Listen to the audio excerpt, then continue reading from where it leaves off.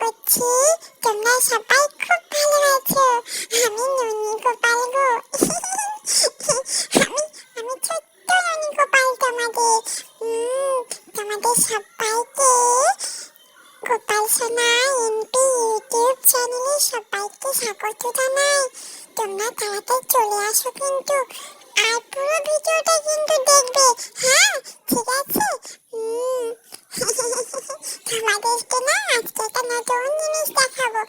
জানো তো, আজকে আমি এই যে মুড়ি আর বাতাসা খাবো ফার্স্ট টাইম। আমাকে না এর আগে কখনো কিনে দেয়নি, জানো তো। কতবার মাকে বলেছি যে মুড়ি খাবো মুড়ি খাবো, কখনো দেয়নি। আমার বাবা আমাদের জন্য কিনে এনেছে। খুব মজা হবে, দেখেছো তো মা বেড়ে দিচ্ছে।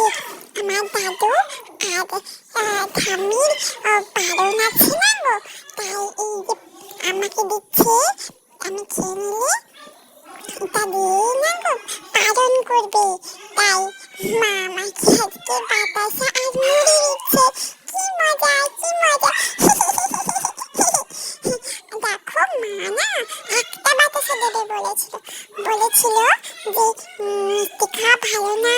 আচ্ছা বলো তো, আমরা তো ছোট্ট, তাই না, ছোট্ট বেবি, আমরা মিষ্টি খাবো না বলো তো। আমি আগে করে বলেছি তিনজনকে তিনটে দেবে, তা না হলে কিন্তু খুব রাগ করবো। মা আমাদেরকে তিনটে দিয়েছে।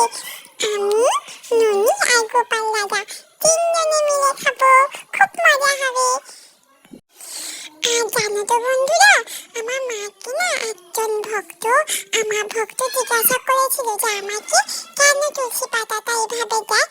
এটা আমি চেয়েছিলাম, ওর জন্য আমাকে দেয়।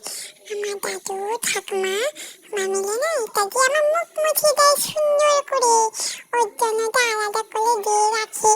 ও বন্ধুরা, তোমরা সবাই কিন্তু খুব ভালো থাকবে, ঠিক আছে? আর তোমরাও কিন্তু পালন করে নিও। হ্যাঁ, তবে আমার মা না আজকে একাদশী করেনি গো, ইস্কন মতে 26 তারিখ করেছে, মানে কালকে করেছে। কালকে আবার আমাকে ভোর ভোর উঠিয়ে দেবে, ভোর ভোর তুলে দেবে। আজকে তাই তাড়াতাড়ি না ঘুমিয়ে যাব, কারণ মার সাথে উঠতে হবে না কালকে, তাই।